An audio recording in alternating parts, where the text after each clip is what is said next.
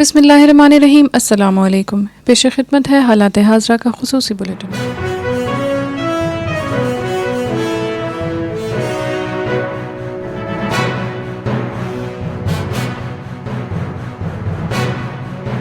آج ہم تفصیل سے بات کریں گے امریکہ اور پاکستان کے تعلقات پر شائع ہونے والی ایک تازہ ترین تحقیقی رپورٹ کے حوالے سے، یہ اور اس کے علاوہ اور بھی بہت کچھ آج کے بلیٹن میں۔ پاکستان کے وزیر خارجہ شاہ محمود قریشی مصر کے 3 روزہ دورے پر ہیں۔ انہوں نے مصر کے صدر اور اپنے مصری ہم منصب سے ملاقات کی۔ نیوز کانفرنس کے دوران پاکستان کے اعلیٰ سفارتکار کا یہ کہنا تھا کہ یہ دورہ مصر کے ساتھ پاکستان کے تعلقات میں بہتری لانے کی طرف اہم قدم ہوگا۔ وزیر خارجہ کے بقول کئی معاملات کے بارے میں پاکستان اور مصر کی قیادت کی سوچ میں ہم آہنگی پائی جاتی ہے۔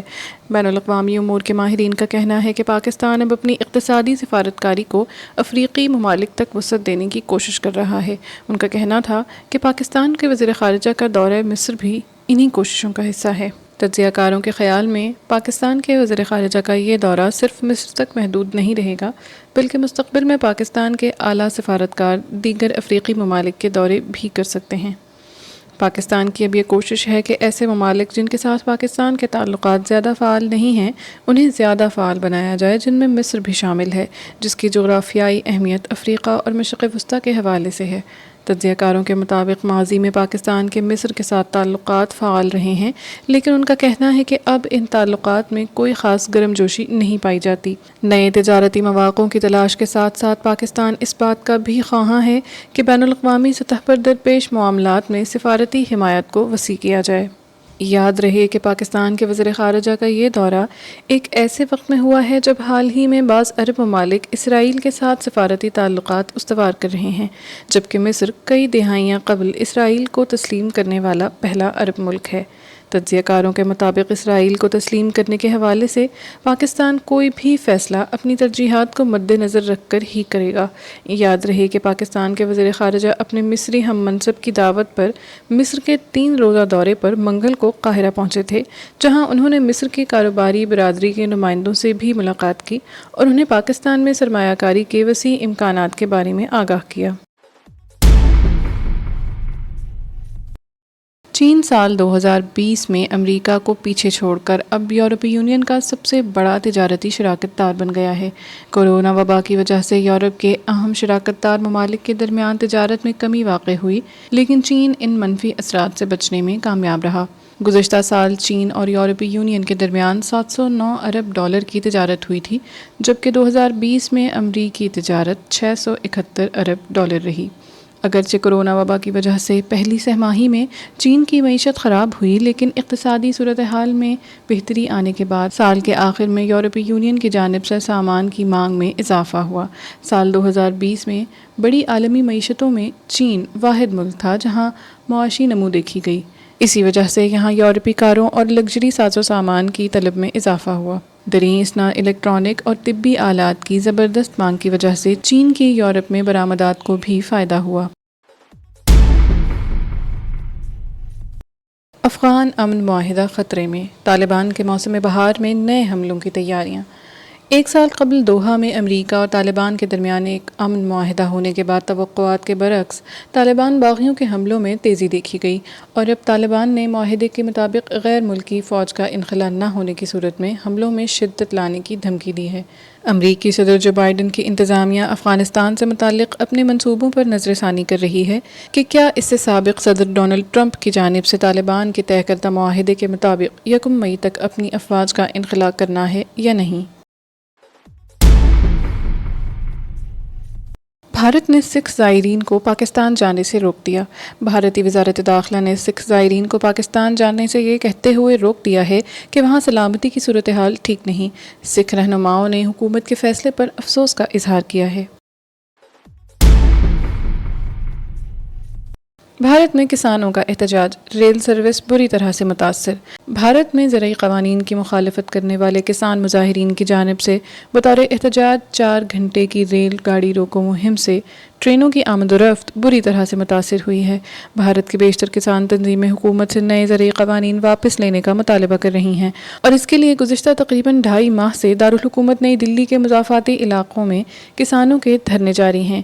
اسی سلسلے میں حکومت پر مزید دباؤ بڑھانے کے لیے گزشتہ ہفتے ریل روکو مہم کا اعلان کیا گیا تھا۔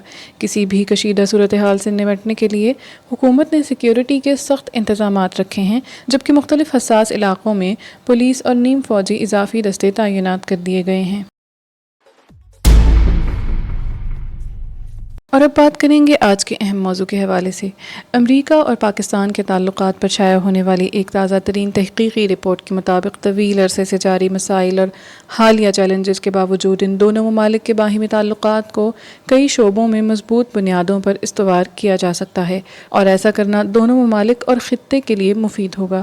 خارجہ امور کے ماہرین کی تصنیف کردہ یہ رپورٹ ایک ایسے وقت میں سامنے آئی ہے جب صدر جو بائیڈن پاکستان کے ہمسایہ ملک جنگ سے دوچار افغانستان میں تعینات امریکی فوجوں کی موجودگی کے متعلق اہم فیصلے کرنے کے سلسلے میں اپنے نیٹو اتحادیوں سے مشاورت کر رہے ہیں۔ دوسری طرف امریکہ دنیا کی سب سے بڑی معیشت چین کے ساتھ تعلقات میں کشیدگی رکھتا ہے، جبکہ پاکستان کے ہمسایہ ملک اور حریف بھارت کے ساتھ امریکہ کے تعلقات گہرے ہو رہے ہیں۔ پاکستان کے وزیر اعظم عمران خان اور پالیسی ساز ادارے امریکہ اور پاکستان کے تعلقات کو ماضی کی علاقائی مسائل پر مرکوز تعاون کے مقابلے میں انہیں دو طرفہ تجارت اور سرمایہ کاری کی بنیاد پر آگے بڑھانا چاہتے ہیں۔ اس پس منظر پر رپورٹ کے مصنفین یہ کہتے ہیں کہ امریکہ اور پاکستان کے تعاون پر مبنی تعلقات نہ صرف علاقائی اور تنازعات کے حل کے حوالوں سے اہمیت کے حامل ہیں، بلکہ دونوں ممالک کے مفاد اور خطے میں استحکام کے لیے بھی ضروری ہیں۔ Pak Americana ushering in a new era of Pakistan U S relations, یعنی پاک امریکانہ پاکستان امریکہ تعلقات میں ایک نئے دور کا آغاز کے عنوان سے چھپنے والی اس رپورٹ میں چیلنجز اور خطے میں رونما ہونے والی تبدیلیوں کے تناظر میں کہا گیا ہے کہ ضرورت اس بات کی ہے کہ امریکہ اور پاکستان دونوں ممالک کے اہداف کو سامنے رکھتے ہوئے ایک فریم ورک کے تحت وسیع البنیاد اور طویل المیعاد تعلقات قائم کریں۔ رپورٹ کے مصنفین اس بات پر زور دیتے ہیں کہ امریکہ اور پاکستان کے ٹھوس بنیادوں پر استوار کیے گئے تعلقات نہ صرف پاکستان کو درپیش مسائل کے حل میں مددگار ثابت ہوں گے، بلکہ ان سے امریکہ خطے میں جنگ کے خطرے کو ٹالنے، دہشت گردی پر قابو پانے، خطے میں استحکام کو یقینی بنانے کے اہم اہداف کو بھی حاصل کر سکتا ہے، اور یوں واشنگٹن اس اہم خطے کے عظیم اقتصادی مواقع سے بھرپور استفادہ بھی کر سکتا ہے۔ تعلقات کو مثبت سمت میں استوار کرنے کے ضمن میں ماہرین نے 7 مقاصد کی نشاندہی کی ہے۔ ان میں واشنگٹن اور اسلام آباد کے باہمی تعلقات کو جغرافیائی سیاست سے جغرافیائی اقتصادی تعاون کی طرف لے جانا، پاکستان میں انسانی ترقی کو سرمایہ کاری کے ذریعے بہتر بنانا، افغانستان کے لیے مل کر کام کرنا، دہشت گردی کا مل کر مقابلہ کرنا، امریکہ اور چین میں مقابلے کو تعاون کی طرف لے کر جانا، امریکہ اور بھارت کے تعلقات سے اس کے اثرات کے حوالے سے نمٹنا، اور قدرتی آفات اور آب و ہوا میں تبدیلی کے معاملات پر تعاون کرنا شامل ہیں۔ اس تحقیق میں ان تمام شعبوں میں تعاون کے فوائد اور عدم تعاون کے نقصانات پر بھی روشنی ڈالی گئی ہے۔ ماہرین کا کہنا ہے کہ اس بات میں کوئی شک نہیں کہ امریکہ پاکستان کی مدد کے بغیر افغانستان میں امن اور استحکام کے اہداف کو حاصل نہیں کر سکتا۔ پاکستان افغانستان میں طالبان کی شرکت کی حمایت سے امن عمل کو آگے بڑھانے میں مزید اہم کردار ادا کر سکتا ہے۔ گزشتہ 2 سالوں میں پاکستان کے افغان امن عمل میں تعمیراتی کردار کی بدولت امریکہ میں اسلام آباد کے لیے خیر سگالی میں اضافہ ہوا ہے۔ دوسری طرف اگر افغانستان میں حالات خراب ہوتے ہیں یا خانہ جنگی کی صورتحال اختیار کرتے ہیں تو اس کا منفی اثر امریکہ پاکستان تعلقات پر بھی آئے گا۔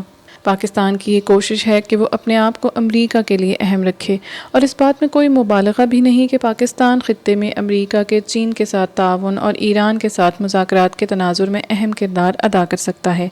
جہاں تک پاکستان اور بھارت میں مسلسل کشیدگی کے باعث مسئلہ کشمیر کا تعلق ہے، تو اس بات کا امکان غالب ہے کہ امریکہ اس تنازع پر اپنی موجودہ پالیسی جاری رکھے گا۔ ماہرین کا یہ کہنا ہے کہ بدلتے ہوئے حالات میں پاک امریکہ تعلقات کو دیرپا بنانے میں دونوں ملکوں کے درمیان اقتصادی شعبوں میں تعاون کو کلیدی حیثیت حاصل ہونی چاہیے۔ حالات حاضرہ کا یہ پروگرام کرنٹ افیئرز ڈائجسٹ کی ادارتی ٹیم نے تیار کیا ہے۔ آپ اپنی قیمتی آراء سے ہمیں ہمارے سوشل میڈیا لنکس کے ذریعے آگاہ کر سکتے ہیں۔ ہماری کانٹیکٹ ڈیٹیلز ڈسکرپشن باکس میں موجود ہیں۔